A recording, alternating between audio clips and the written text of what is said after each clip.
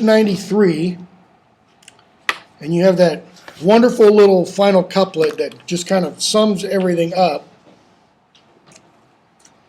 suggesting that if her virtue in her heart doesn't match her beauty show, then she'll become as rotten as Eve's apple. And keep in mind what Eve's apple does for men. It rots them too. Okay? So, 94. They that have power to hurt and will do none, that do not do the thing they most do show, who moving others are themselves as stone, unmoved, cold, and to temptation slow. They rightly do inherit heaven's graces, and husband nature's riches from expense. They are the lords and owners of their faces, others but stewards of their excellence. The summer's flower is to the summer sweet, though to itself it only live and die. But if that flower with base infection meet, the basest weed outbraves his dignity. For sweetest things turn sourest by their deeds, lilies that fester smell far worse than weeds. Now, how do 93 and 94 go together perfectly? Both saying that although like something may appear to be like beautiful and good, if it's not internally, then everything else is hindered by it. Exactly, perfect. Okay. Notice how Shakespeare begins this sonnet. They that have power to hurt and will do none. That is, they who have the capability to harm and will, that is, they choose to do none, to do no harm. That do not think they most do show, meaning it's kind of built into their nature that they will harm. But they don't, or they don't intend to. Who, moving others, are themselves as stone. And I think Shakespeare is probably playing here upon the notion of the Ptolemaic system of cosmology, or the cosmology, or the Ptolemaic conception of the universe, which is essentially, hopefully you've heard this in some other class, you've got the earth at the center. Outside the earth, or around the earth, you have 1, 2, 3, 4, 5, 6, 7, 8, 9 spheres, and outside that is what's called the Empyrean, and this is where God dwells. Okay? God doesn't move. But Aristotle called God the prime mover, the prima mobile, the first mover, even though God doesn't move. So why is he the first mover? He makes everything else move. Okay? So when Shakespeare says, who, unmoving others, okay, unmoving, that's the who, others are themselves, who, moving others, are themselves as stone. God, in the Ptolemaic conception, is as stone, that is, stable. Okay?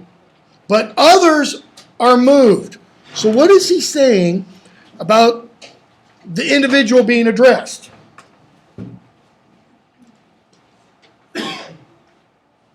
He's suggesting, okay, that if you want to take this idea, let's say it's the golden-haired youth.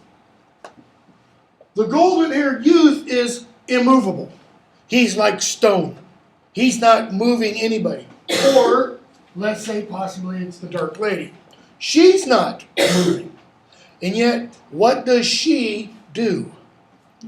You mentioned Gerard Butler a minute ago. He's so pretty, you know. Perfect examples right there. Unmoving. He doesn't even have to be in the room, and he moves people. Okay? Seems so you could be God, but you're such a hoe. You stink worse than everything else. Okay. Did we get that on the recording? Yes, we did. So, those who have power to hurt and yet do none, they rightly do inherit heaven's graces and husband nature's riches from expense. Husband nature's riches. What does that mean, husband? Save, Could be protect. marry, could be, what was that again, Paul? Save, protect. Save, protect.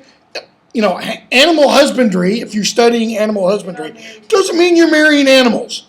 It's you know, we don't have a department of bestiality. Well, not yet. Give most universities a few years. There are actually some that get pretty close, okay? What it's meant by husbandry. Marshaling the riches, okay? To do what? From expense. That is, earning riches or becoming rich. How? This is sorry, I'm going to make a political joke here. This is kind of the anti-Obama way of looking at budgeting. Or it doesn't have to be Obama, the anti-Keynesian approach to budgeting, which essentially says, you want the economy to pick up, spend all kinds of money. Okay, try that in your own personal life. You want to be wealthy? Spend all kinds of money. On an individual personal level, doesn't really work that great, does it? Because what happens when you spend all your money? Okay? So, the person who husbands nature's riches is the individual who takes what nature gives him or her. He's not talking about gold and silver and gems. What's the speaker talking about? Beauty. Oneself. Okay? From expenses, not expending it. Not spending it.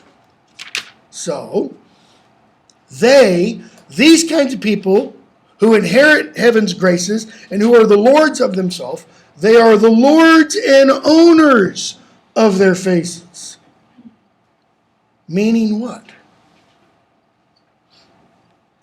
They control what their faces reflect. Go back to 93 for a moment. So shall I live, supposing thou art true, like a deceived husband. So, that so means therefore or thus. Love's face may still seem love to me, though altered new. Thy looks with me, thy heart in other place. Because what is he going to go on and say about the face of the other? It hasn't changed. There's no moans, there are no frowns, there are no kind of odd looks when the speaker is looked at by the beloved. So the beloved's face doesn't betray anything about a possible affair going on. Okay? So they are the lords and owners of their faces. Others but stewards of their excellence.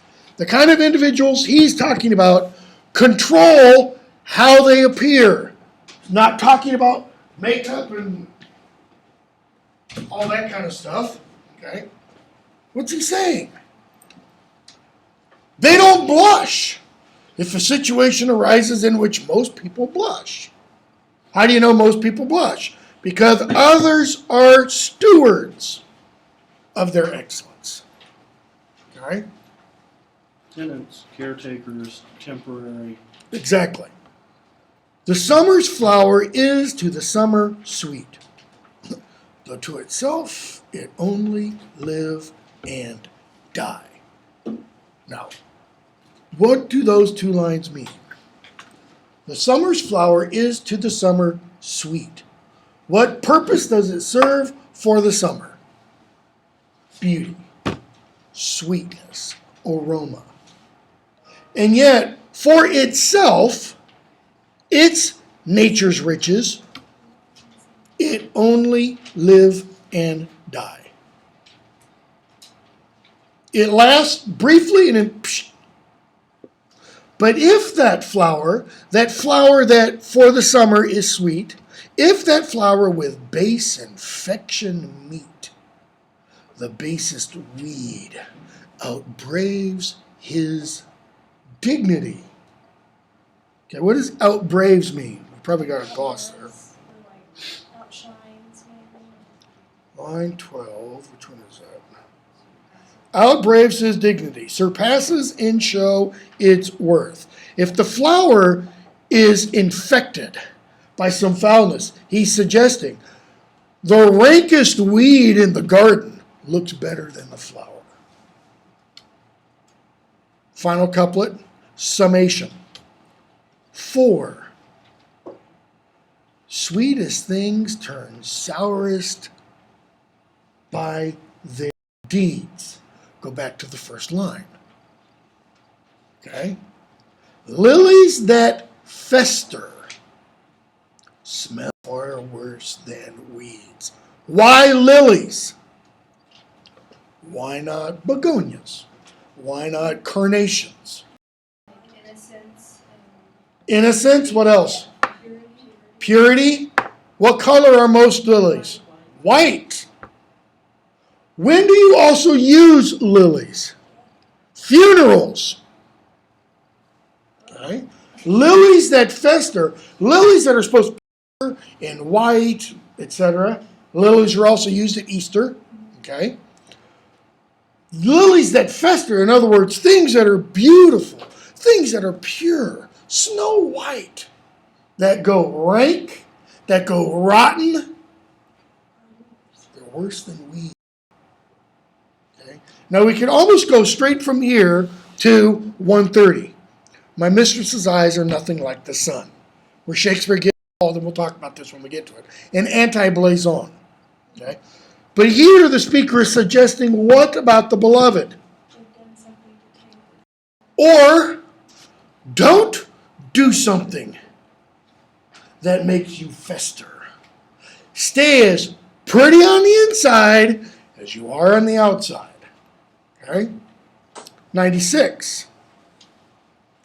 Some say thy fault is youth, some wantonness. Some say thy grace is youth and gentle sport. Both grace and faults are loved of more and less. Thou makest false graces that to thee resort. Resort means they go back to. As on the finger of a throned queen, the basest jewel will be well esteemed. So are those errors that in thee are seen, to truths translated, and for true things deemed. Okay? Notice what's going on in that simile again. As on the finger of a throned queen, the basest jewel. An uncut diamond, in other words. Because an uncut diamond really isn't worth a lot. It's only when it gets, unless it's a big, massive rock, because then you can cut it and still have a very nice, large carat diamond. Okay, so the basest jewel gets lifted in estimation by who it's attached to. So, in other words, as the basest jewel is lifted in estimation, so are those errors that in thee are seen. Is he saying those errors are wiped away clean?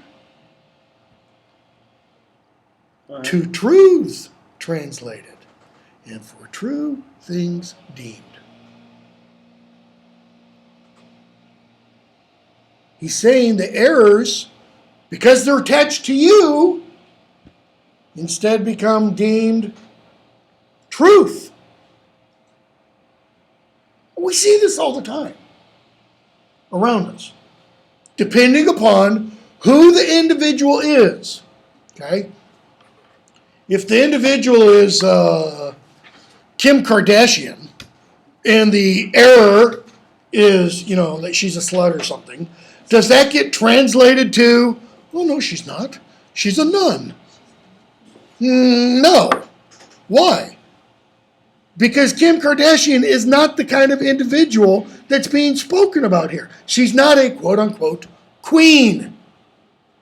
But if it's Queen Elizabeth, okay, or pick your favorite high-ranking politician, doesn't have to be a presidential a president or presidential contender can be, senator or governor or whatever. But it's somebody who generally has a very good reputation. Billy Graham. The guy's spotless. Okay? But if you take Billy Graham and had something applied to him, most people would say, it's not so bad. Because it's Billy Graham after all. Okay? How many lambs might the stern wolf betray, if like a lamb he could his looks translate? Now you have to turn the syntax of that around and kind of unpack it. It means if he could translate his looks like a lamb. How many lambs could the big bad wolf eat if he could look like a lamb? Okay? Probably a biblical allusion there. Okay, to the wolf who can look like a lamb. How many gazers? Almost said geezers.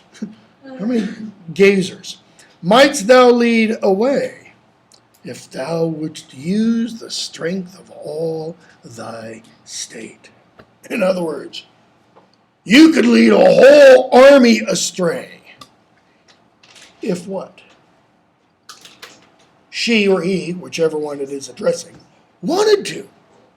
But what does the she or he do? Based upon Sonnets 93, 94, and we didn't read 95, but 95 is essentially on the same theme. If they didn't husband or marshal their riches, if they, in other words, wanted to lead people astray, they could, but do not so. Don't. Why? I love thee in such sort as thou, being mine, mine is thy good report. Why? I don't want you to do these things. Why? Because I love you in this way. That because you are mine, mine is thy good report. That is, what I say, what I do, rebounds to you. In other words, you take me as your looking glass. You look to me for your validation, for your etc. It's one way of reading it. Another way of reading it is, because that you are mine, it's my report that becomes good. In other words, because you are mine, that you are mine is my good report. And what he's saying there is, it really has nothing to do with the other person. He's saying, I become eligible by being attached to you, like the base ring on the finger of a queen. Because I'm somehow associated with you, I get elevated. I mean, look at hangers-on in terms of, politicians. Mitt Romney has his groupies. Paul Ryan has his groupies. Joe Biden, believe it or not, has his groupies. Obama has his groupies. Clinton had his. Reagan, all the way back almost to Washington and Jefferson. They had their groupies. Why? Because that's where power flows from. Okay? And you raise your own estimation by being close to somebody who's beautiful or somebody who's powerful, etc. Now look at 97. Because something, again, has kind of happened. There's been a separation. How, like a winter, hath my absence been from thee? The pleasure of the fleeting year. That is, let me go on. What freezings have I felt? What dark days seen? What old December's bareness everywhere? Hold on a second. 1, 2, 3, 4, 5. Yeah, bareness. If he had another word with only 2 syllables, like everywhere were 2 syllables, you would have to pronounce it barrenness, which could change the meaning quite a bit. And yet this time removed was summer's time. The teeming autumn, big with rich increase, bearing the wanton burden of the prime, like widowed wombs after their lord's decease. Yet this abundant issue seemed to me but hope of orphans and unfathered fruit. For summer and his pleasures wait on thee, and thou away, the very birds are mute. Or if they sing, 'tis with so dull a cheer that leaves look pale, dreading the winter's near. How like a winter hath my absence been from thee, the pleasure of the fleeting year. Okay? The separation has resulted in coldness, barrenness. Thee, notice, comma, the pleasure of the fleeting year. Thee is the pleasure of the fleeting year. Fleeting implying what? It's quickly passing. Quickly going by. What freezings have I felt? Famous Petrarchan image. What dark days seen? Why dark days? Because winter has the shortest days of the year. What old December's bareness, everywhere, separated from you. My sun has gone away. It's cold and dark and dank. And yet this time removed was summer's time. In other words, our actual time of separation, the speaker seems to be saying, was in the summer, but it seemed like winter. The teeming autumn, big with rich increase, bearing the wanton burden of the prime, like widowed wombs after their lord's decease. So you have summer, the teeming, that is the full autumn, ready for harvest, etc. Yet this abundant issue, the abundant issue of summer into autumn, seemed to me but hope of orphans and unfathered fruit. Well, what kind of hope do orphans have? Okay? For summer and his pleasures wait on thee. Summer being personified, and if summer waits on thee, then what does that tell us about the thee? They're the sun, they're the. It's like a god. Okay? And thou away, the very birds are mute. That is, even though it's summer outside, when you're not here, it's as if the speaker can't even hear the birds. Or if they sing. You almost get the impression, if this were a dramatic monologue, you almost get the impression that the person being addressed looks at him and kind of goes, yeah, right. Because you can hear the birds outside. Or if they sing, 'tis with so dull a cheer that leaves look pale. Well, what color are leaves during summer? Richly green, dreading the winter's near, dreading the separation coming. Okay? 98, another separation poem. From you have I been absent in the spring, when proud pied April, dressed in all his trim, hath put a spirit of youth in everything. That heavy Saturn laughed and leapt with him. What's proud pied mean? Have you read Gerard Manley Hopkins's Pied Beauty? Okay, great sonnet, late 19th century. Multicolored. Multicolored, varied, variously colored. So proud pied April means April with all of its wild vegetative display. Okay? Dressed in all his trim, decked out, in other words. Yet nor the lays of birds, nor the sweet smell of different flowers in odor and in hue, that is, in smell and in appearance, could make me any summer story tell, or from their proud lap pluck them where they grew. Okay? So, songs of birds, or the smell, or the visual beauty of flowers, he says they couldn't make me tell any story about summer, because spring obviously leads into summer. Nor did I wonder at the lilies white, nor praise the deep vermilion in the rose. They were but sweet, but of delight, drawn after you, you pattern of all those. What does that mean? The lilies white, the deep vermilion of the rose, he says, were drawn after you. You are the pattern of all those. So is she or he a hybrid of lily and rose? His beauty or her beauty is just as if they were inspired. Like God was inspired by his beauty.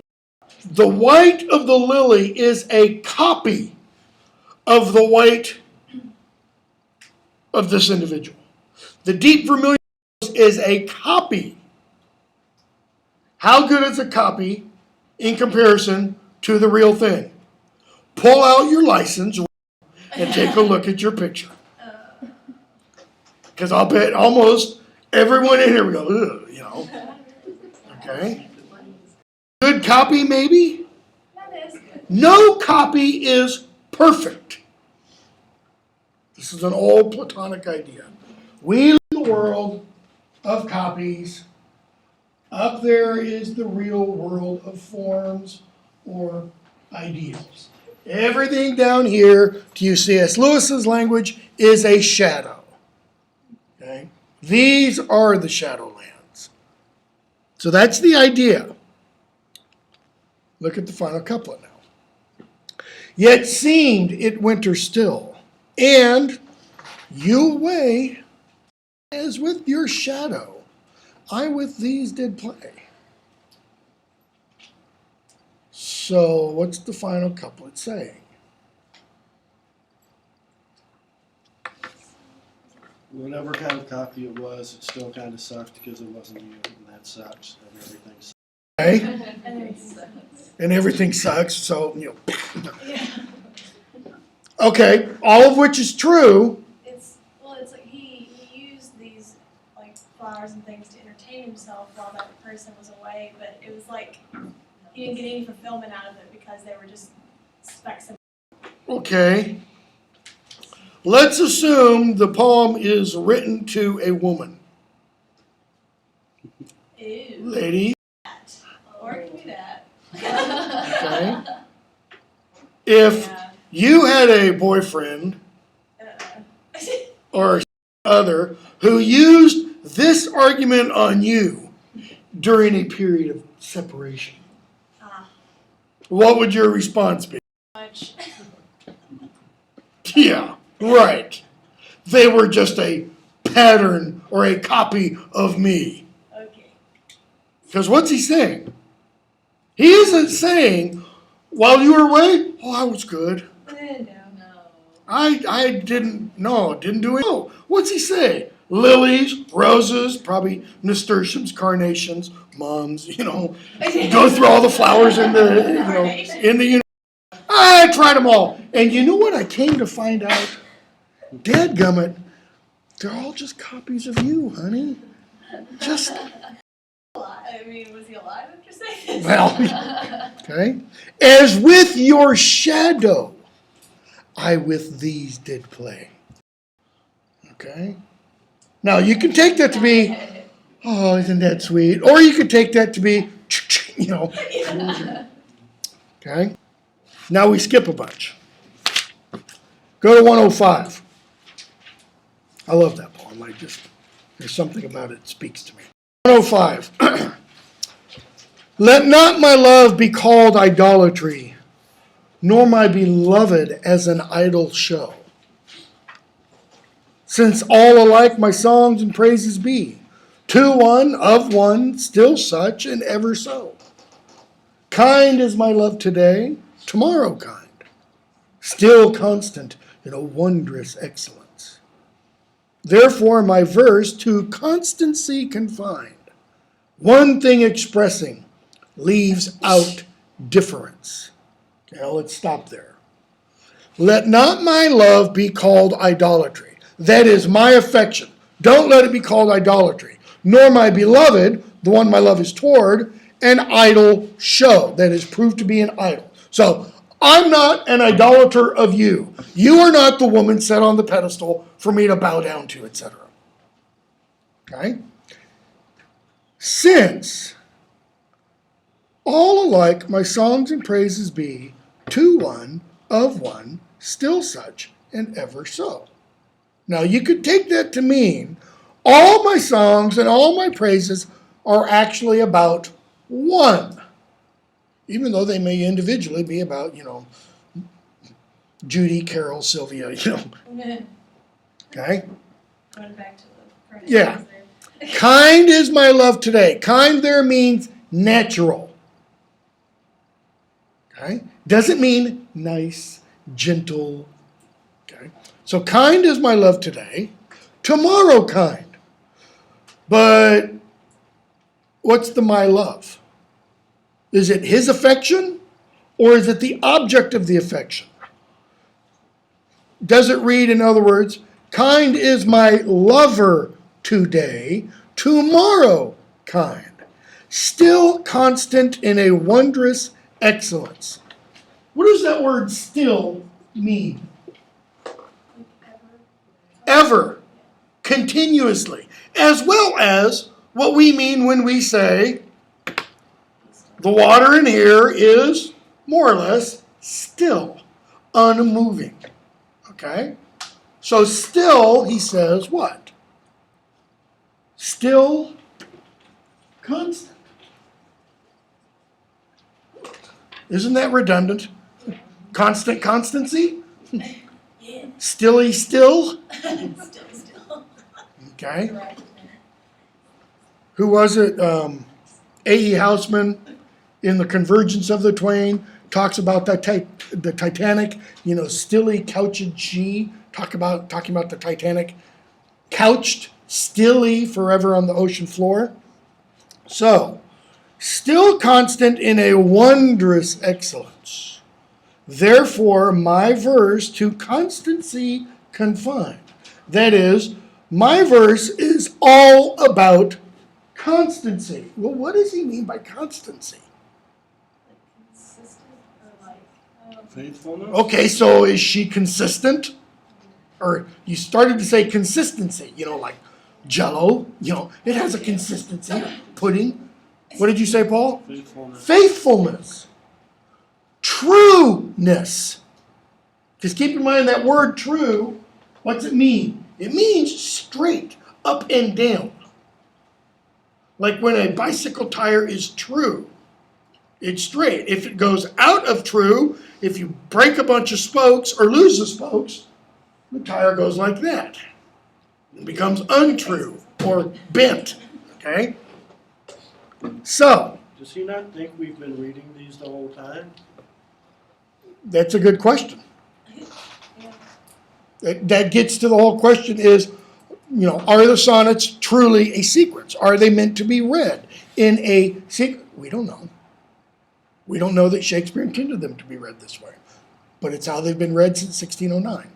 Question? When I read this one, I kind of almost had the feeling that I don't really know another word to call it, but like a player. And he's like, oh, I tell you the same thing. It's a constant. Could be. I tell you the same thing over and over. Could be. Hold that idea till we get to Okay. finish the last part of it. So, my verse to constancy confined, one thing expressing leaves out difference. The one thing expressing is what? Constancy. So he leaves out, the thing he doesn't express is difference. What is meant by difference is variety. Okay, or changing, mutability. So, fair, kind, and true is all my argument. This is my thesis. This is what I'm arguing. Fair, kind, and true, varying to other words. That is, it's my argument, but I'll use other words for it. Why? Because if I don't, it becomes redundant and boring.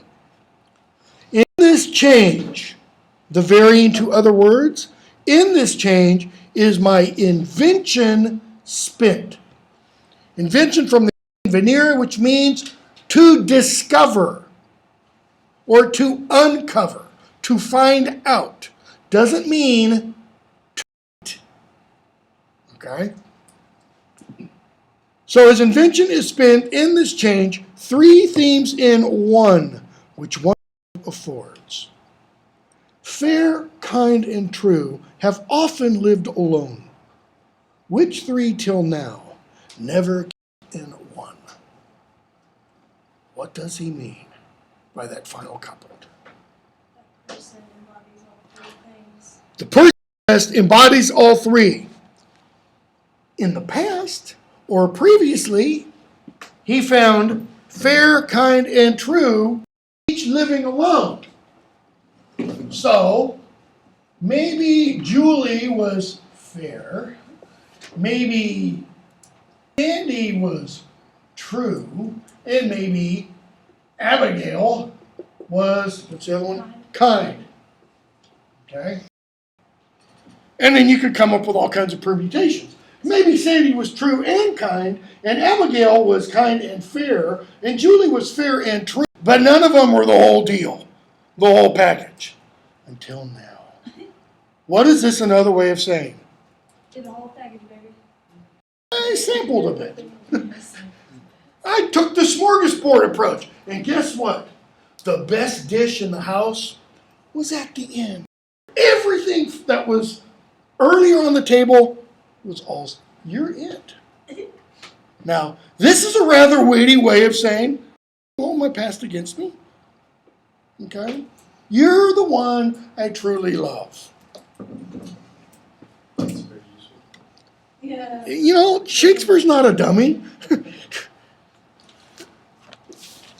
Okay. Go to 106. One of my absolute favorite of his sonnets. I just love the sound of this one.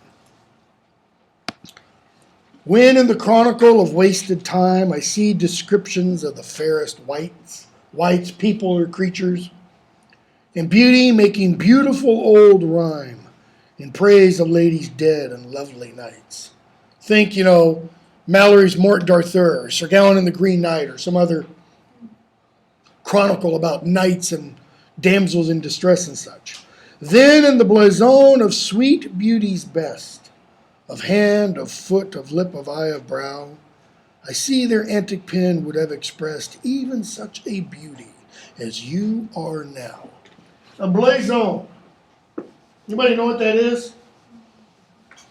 That's the list of qualities. Exactly. It's a catalog of qualities. And usually the way it's done is the catalog of qualities is linked to a specific aspect of the beloved's body. So, for example, her hair might be gold like the sun. Her eyes might be blue like the sky. Her lips might be red as roses. Her cheeks, crimson. Her teeth white as ivory, etc. Okay? We're going to see in Sonnet 130, Shakespeare's going to take that blazon and he's going to turn it into an anti-blazon. Okay? My mistress's eyes are nothing like the sun. If hairs be wires, why then black wires grow on her head? Okay? So, in the blazon of sweet beauty's best, that is the best of beauty, hand, foot, lip, eyebrow, I see their antic pen would have expressed even such a beauty as you master now. He's saying all those old chronicles of wasted time, they but prefigure you. So all their praises are but prophecies of this our time, all you prefiguring. Isolde, Guinevere, pick your other beauty from the middle. They were but images of you. Okay? And for they look but with divining eyes. Why divining? That's prophesying eyes, because they didn't see the real beauty in front of them. They thought Guinevere was the real beauty, or the Queen of the Fairies was the real beauty, like in Marie de France's L'Envol. That wasn't really it, though. They had not skill enough your worth to sing. Okay? Why? Because they didn't see the real you. For we, which now behold these present days, have eyes to wonder, but lack tongues to praise. In other words, we're kind of the reverse of those old writers. We do see the real, true beauty. And we are full of wonder at it, but we lack the words to describe it. It's a pity their skill was wasted on the hags of yore when we got actual hotties today they could have been talking about. Exactly. It's Specifically, exactly it. you, my love, to whom I address the poem. Exactly. It's a pity Guinevere wasn't you. Okay? Go from there to, skipping much more, 116. Probably this and Shall I Compare Thee to a Summer's Day would be the two most anthologized of Shakespeare's sonnets. Okay? This one became so influential back in the 70s. Okay? You know, Flower Children, hippies, Haight-Ashbury, the whole 9 yards. This often was used as wedding vows in marriages. Okay? We'll take it apart. Let me not to the marriage of true minds admit impediments. Okay, now stop there for a moment and look at the structure of that. That line is called what? What kind of line is that? It's a run-on line. It goes past the end of the first, and then it stops in the middle of the next. It's what's called an enjambed line or enjambment. Okay? Let me not to the marriage of true minds admit impediments. That period there acts like an impediment. It stops you dead in your tracks. Okay? Love is not love, which alters when it alteration finds, comma, no stop, or bends with the remover to remove. Oh no. It is an ever fixed mark that looks on tempests and is never shaken. It is the star to every wandering bark, whose worth's unknown, although his height be taken. Love's not time's fool. Notice that. Boom, boom, boom, boom. Love's not time's fool. It's not love's not time's fool. Each of those four syllables is accentuated. He just breaks iambic pentameter to smithereens with that half line. Time's fool, though rosy lips and cheeks within his bending sickle's compass come, love alters not with his hours and weeks, but bears it out even to the edge of doom. Now stop there. We'll talk about the concluding couplet in a minute. Let me not to the marriage of true minds admit impediments. The language is from the Anglican marriage. It's specifically what was called the reading of the banns. Sometimes you'll see banns spelled with two N's. Okay? Which was essentially for 3 Sundays. Does your gloss have a footnote about this? 116. Echo the marriage service doesn't say anything else. I think it was for 3 consecutive Sundays up to the date of the marriage. The first priest would stand up and say, so and so and so and so are going to be married. Does anyone know any reason, any impediment to why they should not be married? Okay? That would happen 3 Sundays prior to the wedding. And in the wedding service itself. If anyone knows any cause why they should not get married, for example, because she slept with anybody else, because that's a good cause in the Renaissance. It was not, has he slept with anybody else? But he might have the next county. But he could have a wife in the next county. You know, they still didn't go for the bigamy thing. Okay? So, let me not to the marriage of true minds admit. It's part of the marriage service. But what's being married? Minds. What kind of mind? True. What does that mean? Minds true to each other. Okay? They're open to each other, like they know everything about each other and all their past. Maybe. Well, I don't think it's that they know everything about each other, because really, does anybody know everything about anybody else? Do any of us really even know everything about our own selves? Not really. But so faithful, okay? Like that constant. Back to that constant thing. And then he tells us what love means. Love is not love, which alters when it alteration or bends with the remover to remove. So, let's say Fred and Ginger. Let's say Fred and Ginger are getting married. Okay? I'll take a non-Renaissance example here, and I want to say Ginger is the one who's going to be false. But let's say Fred then takes a shining to Sylvia. Right? The speaker is saying that just because Fred, the remover, removes, that Ginger's love for Fred should still be true.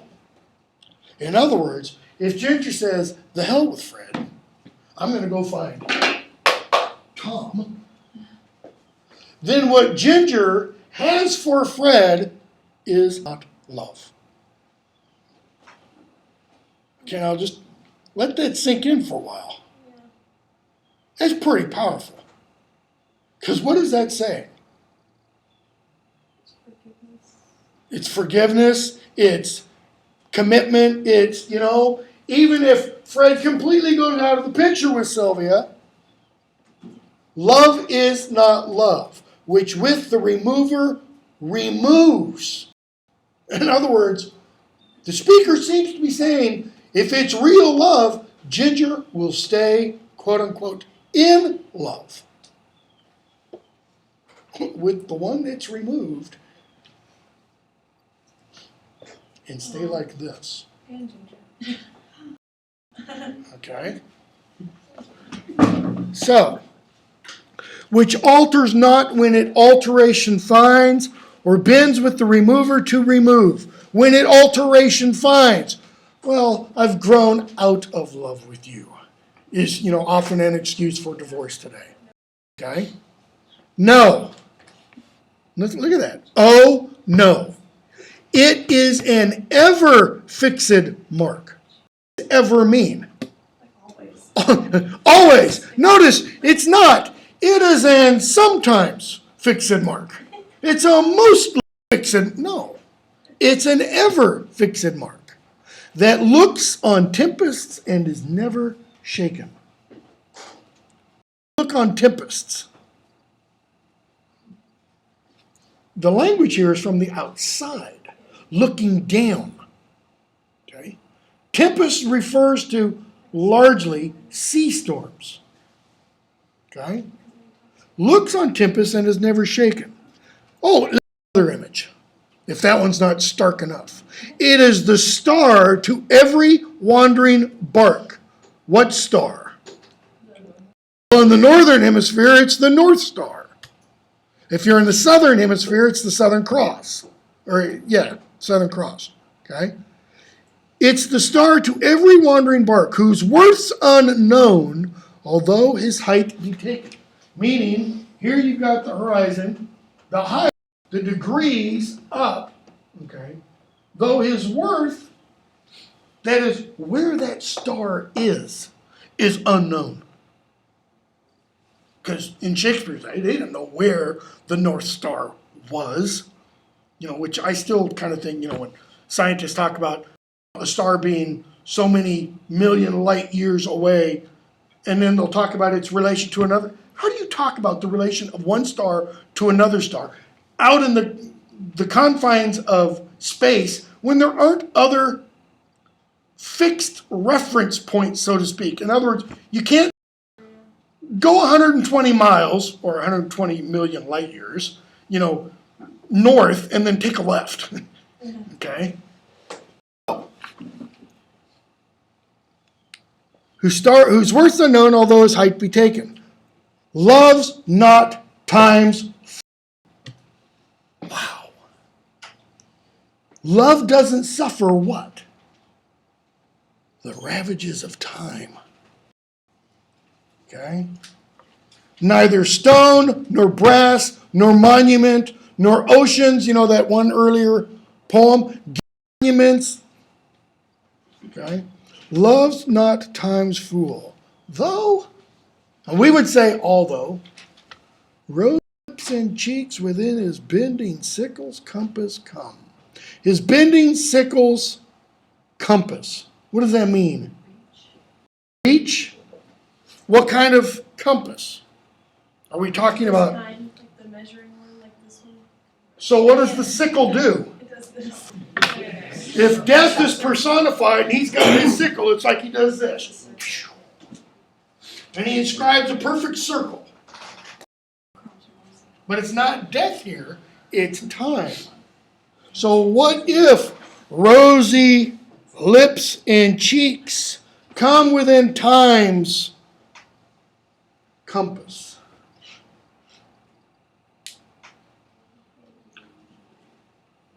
Where we mock time in the next line. Okay. But what I'm trying to get at is, what is he talking about with the rosy lips and cheek coming within time's compass?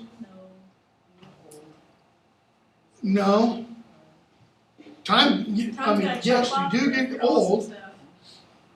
This is this. Okay. And you do have, let's say, time, 3, 9, and the compass is this. What are the rosy lips and cheeks? These are other individuals coming into your time. This is Tim talking about. Okay? He's saying, there we go. Loves not time's rosy lips and cheeks within his bending sickle's compass come. That is, though time will bring other people into your life, like which alters not when it alteration finds, or bends with the remover to move. I mean, why does he use that word back in that previous line? Bends. Because he's talking about the marriage of true minds, which don't bend. They stay erect to each other. Okay? You don't want to get on a train whose tracks do this. I don't know, might be interesting. Because that's not going to be a fun train ride. Okay? You want that train, or the train of life, okay, to have tracks. You want your spouse to, their direction to be going the same as yours. Because what happens if they go off in a yellow wood and they take one of the two paths that diverge, and you're left on the outside? See you later. Okay? So, love's not time's fool, though rosy lips and cheeks within his bending sickle's compass come. Semicolon. Love alters not with his brief hours and weeks. His who? Loves or time? Usually the way pronouns work is they refer back to the most recent noun. Is it brief hours and weeks? Well, I'm going with time okay. because we already had a his. Yeah. I'm saying this is a parallel because this is time's bending sickle, and so I'm going to say this parallels to say time's brief hours and weeks. Okay. As if time, is that really the best you have to throw at me? Good reading. Love alters not with his brief hours and weeks, but bears it out even to the edge of doom. Love alters not with times, brief hours and weeks, but does what? Bears it out. Why bears? Not enjoys. Because life isn't all sunshine and daisies and joy and lilies and roses. So love is a load-bearing contraption. You can actually expect it to carry things. You can. Love is a load-bearing wall. Okay. I like that. In other words, it does have to bear burdens. And if you think of a load-bearing wall, not as the monstrosity known as Peckhall, but a good old English cathedral, okay, which has flying buttresses, okay, which are the things that come out like this. Why do they have flying buttresses? So that it won't fall. What do these do? Well, generally in a lot of cathedrals, these walls will be 50, 60 feet high, and then the roof goes up even higher. What are the roofs often made of? Lead. Lead. That's a lot of weight. Okay? You put all that weight down on these walls, and you know what happens? They bow. So you put the flying buttresses, and they take the weight from the wall and down into the ground. Okay? So, it bears it out. Bears what out? Everything to the edge of doom. Death. Final couplet. If this be error, and upon me proved, it's almost like I was telling my 3010 students yesterday, there's famous comment at the Diet of Worms when he essentially answers the prelates and such there and says, if this, and he's pointing to all of his books and pamphlets, if this be error, and upon me proved by conscience, Holy Scripture, then I'll recant. Until then, that is until it's proven to me, here I stand, I can do no other. And Luther says, I'm sticking with my conscience, okay? If this be error, that is, everything I've written in the previous 12 lines, on me proved, I never writ, nor no man ever loved. Okay? So what does line 14 say?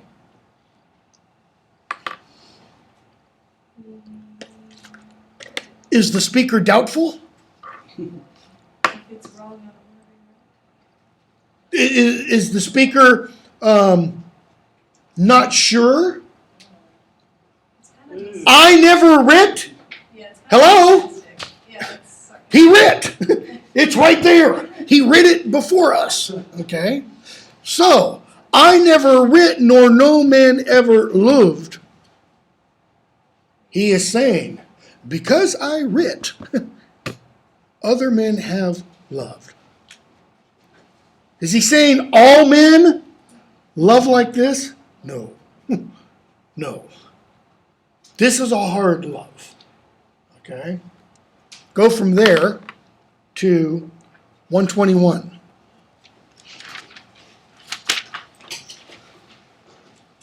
"'Tis better to be vile than vile esteemed." I love that line. It sounds like it came right out of the mouth of Iago. It's better to be really rotten and bad than to appear or to have people think you're rotten and bad. When not to be receives reproach of being. When not to be, that is when you're not bad and yet everybody thinks you are bad. And the just pleasure lost, which is so deemed not by our feeling, but by others seeing. In other words, at least if you are really bad, you can get the pleasure of being really bad. But if everybody thinks you're really bad and you're not, you don't even get the pleasure of having enjoyed what other people think you've enjoyed. For why should others' false, adulterate eyes, notice the eyes are both false and adulterate, give salutation to my sportive blood? Sportive means active blood. And I think you've got a gloss there too. I greet me in my lusty merriment with familiarity and with a knowing wink of the eye. Or on my frailties, why are frailer spies, which in their wills count bad what I think good?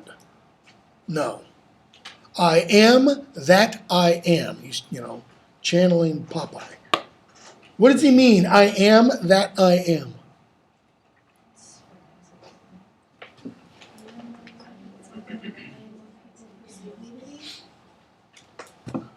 Anybody know what Wissawig is? What you see is What you see is what you get. That's what he means. You see the real me. Are you telling me you've never seen that before? Nope, No. never in my life. Whistle. It is fun to say though. Okay. in the bad old days. Nobody remembers. What you saw when you had a word processor was not what was going to print on the page because technology hadn't really advanced so far that you could show on the screen what was going to appear on the page. They finally caught up. They called it "What you see is what you get," or WYSIWYG. So that what you saw on your screen, for example, when you could change fonts and increase the size of text and add additional spacing and all those cool things that became part of desktop publishing. This is before most of you were even born, which makes me feel even older than I am. Yeah, all the good times. When Beowulf used the word processor, K-Pro. When I was awake at 3 o'clock this morning, I was thinking kind of along these lines. I don't know what I was thinking. I was thinking about doing some kind of research and remembered what it was like doing research when I was an undergraduate, when there weren't computers at all. And in order to go to do something in the library, meant literally going to the card catalog, etc. I remember when we had the card catalogs at MTSU. It took them a long time to get rid of them, because even that was in the 90s. Okay, so give salutation to my sport of blood, or on my frailties, why are frailer spies, which in their wills count bad what I think good? No, I am that I am, and they that level at my abuses reckon up their own. They that level, meaning they that charge at my abuses, reckon up their own. Now, psychologists have a phrase for this. What are they doing? When they look at him and say, I see what's going on, they're projecting. Okay? Projecting. I may be straight, though they themselves be bevel. Bevel is like this. It's a great rhyme. It's a slant. It is. It's Shakespeare, man. By their rank thoughts, my deeds must not be shown. Unless this general evil they maintain. That is, unless this is what they mean by it. All men are bad, and in their badness reign. All men are bad, and in their badness reign. That is, they can't really control themselves. Okay? Go from there to 126. The first of the poems that specifically addresses the Dark Lady. Okay? From here on out, we're going to get her referred to a whole bunch of times. Oh, and notice, by the way, how many lines on it? It's not a real sonnet. Not strictly speaking by 14-line poem. O thou, my lovely boy, who in thy power dost hold time's fickle glass. That is, time's glass can be The hourglass possibly could be the mirror. His sickle hour, who hast by waning grown, and therein show'st thy lovers withering as thy sweet self growst. If nature, sovereign mistress over rack, what's meant by rack? Destruction? Yeah, all the bad stuff happens to you. Okay? As thou goest onward, still will pluck thee back. That is, as you are getting older, which also means moving towards your death, sovereign nature has to pull you back. She keeps thee to this purpose. And he then tells us what the purpose is. That her skill may time, disgrace, and wretched minutes kill. It's almost like the speaker is saying, it's not fair that you get older and you don't look any different. You've all known people who've gotten older, 40s, 50s, 60s, and if anything, they improve with age. Whereas the rest of us don't, okay? Fear her, O thou minion of her pleasure. Minion, plaything of her pleasure. She may detain, that is, nature can keep you youthful looking, but not still keep her treasure. She can keep you young looking, but she can't make you live eternally. Her audit, though everyone has an audit, though delayed, answered must be, and her quietus is to render thee. And that's probably why the poem is 2 lines short. Showing time goes on. She holds you back, and what happens? Your last 2 years, last 2 lines, get cut off. Okay? 127. Now he starts to really hit the dark lady. In the old, 1 through 26 are large in their youth. It's 127 on that are about the dark lady. In the old age, that is previously, black was not counted fair, or if it were, it bore not beauty's name. But now is black beauty's successive heir. That is, black is the succeeding heir to beauty. And beauty slandered with a bastard shame. For since each hand hath nature's power, a foul face, but is profaned, if not lives in disgrace. What's he talking about in those 4 lines?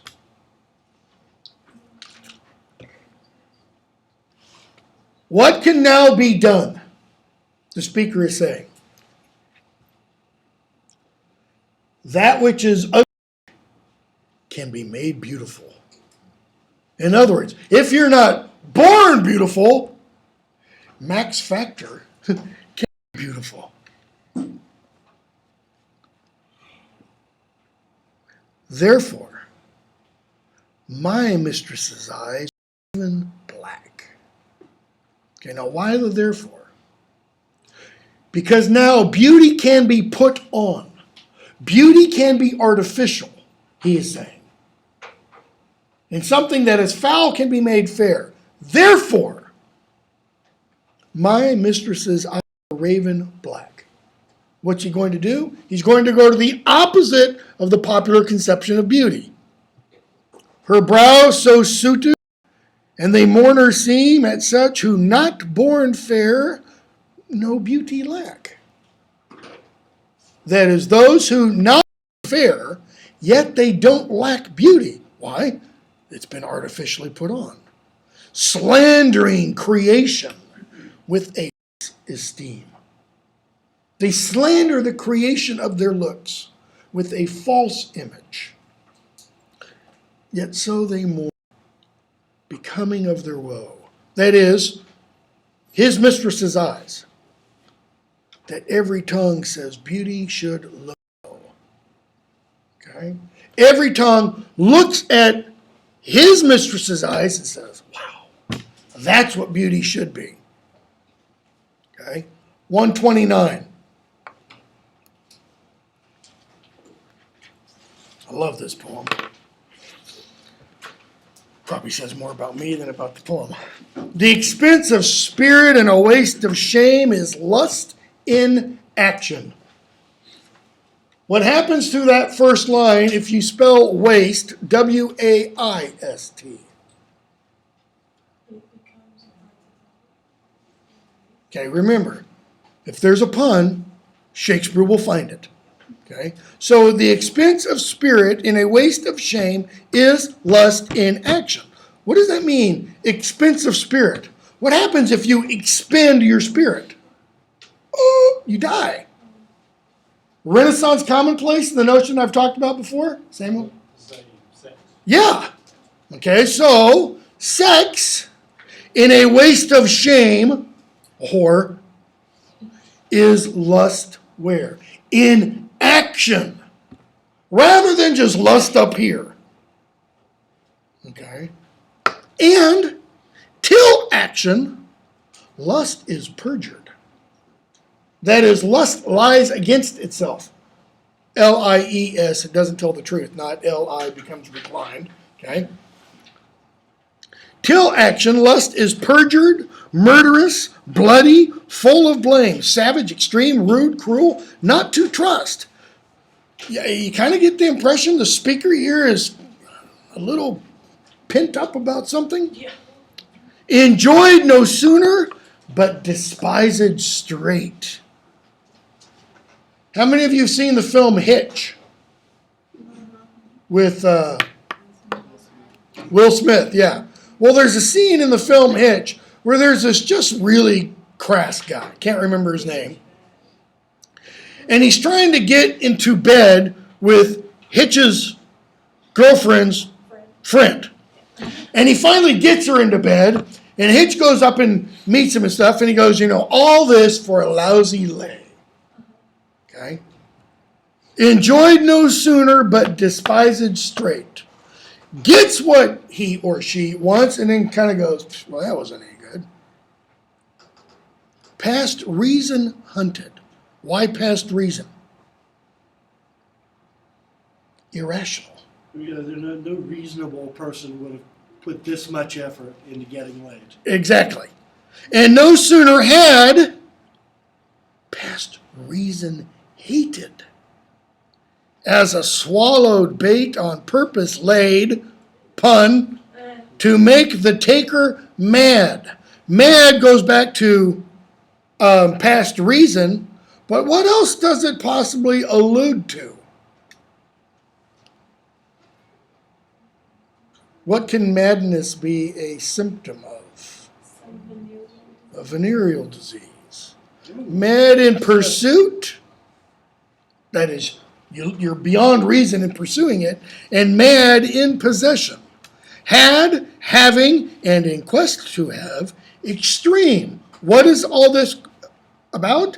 The expense of spirit in a waste of shame. Okay? A bliss in proof. That is, the actual act in and of itself is pleasurable. Improved, that is, past tense, a very woe. Proved also has another meaning. Tested. Okay? Before the joy proposed, something, as Hamlet would say, profoundly to be desired. Behind, a dream. All this the world well knows. In other words, the whole world knows this is true. Yet none knows well to shun the heaven that leads men to this hell. What's the heaven that leads men to this hell? Well, they do that act and then they have that. Women. It's the old adage.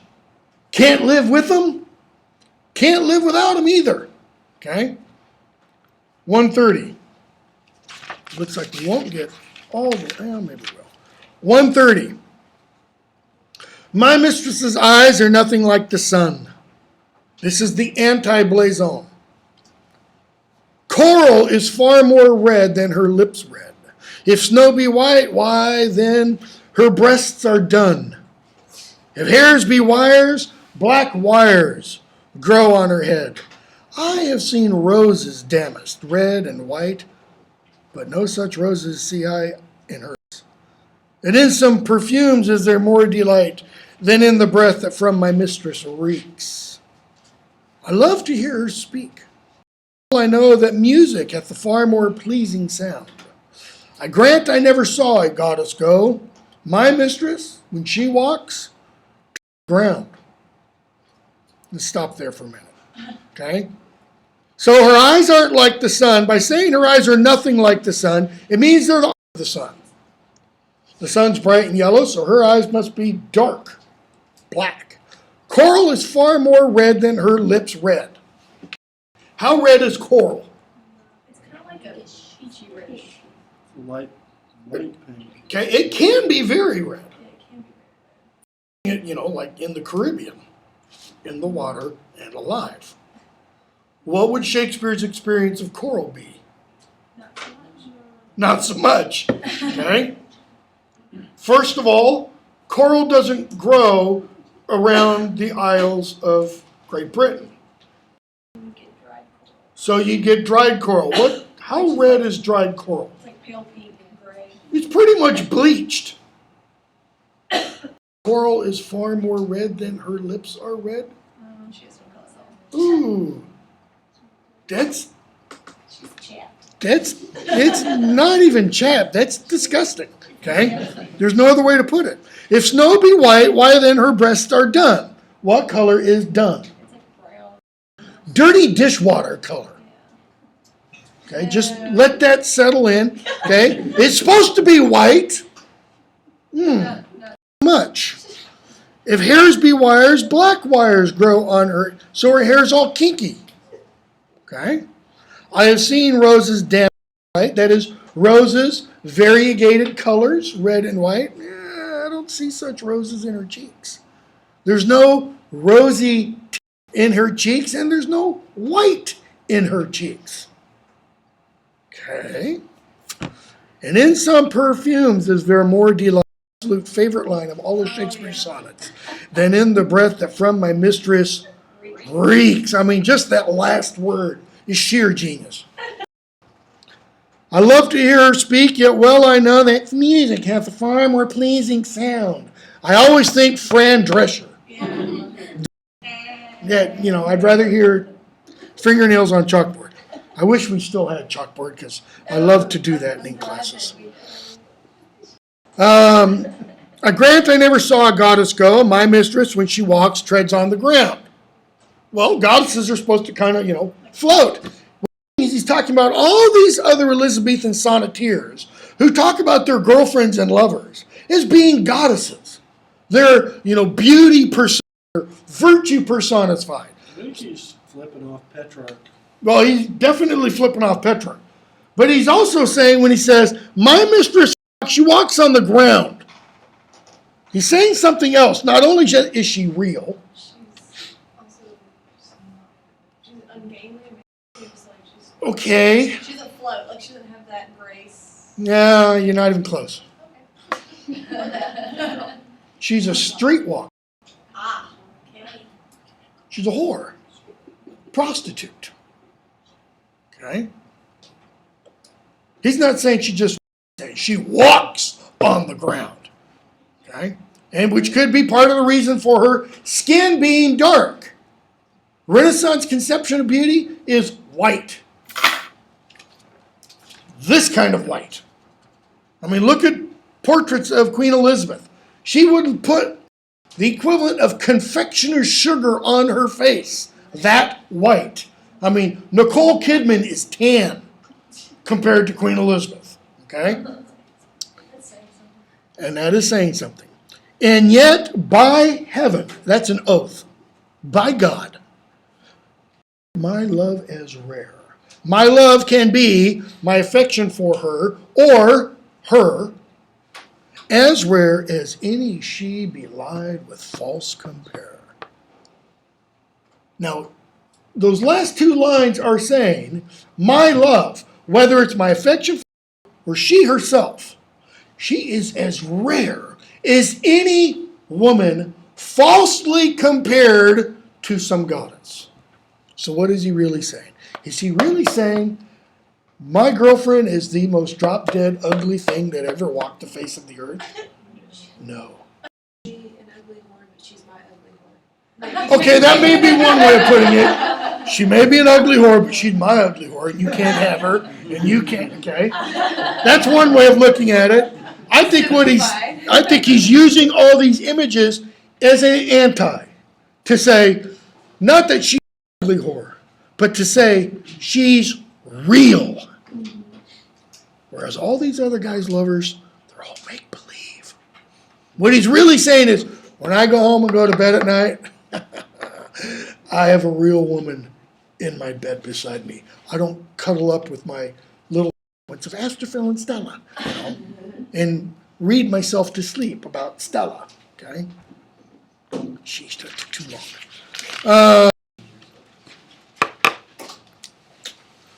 Look at 134 real quickly in just the first couple lines. So now I have confessed that he is thine. She took away the golden-haired youth. Okay? Oh, we've read 135. Because it's the most famously dirty of all of Shakespeare's sonnets.